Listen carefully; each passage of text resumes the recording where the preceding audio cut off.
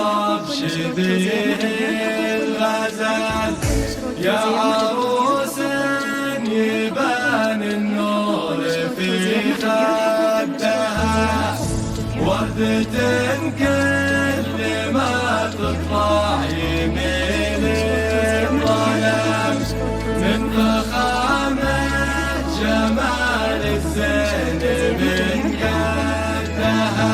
يا فرح متعب المعصب شبيه الغزال، يا عروس يبان النور في خدها، وردة كل ما تطلع يميل الظلام، من فخامة جمال الزين من قدها.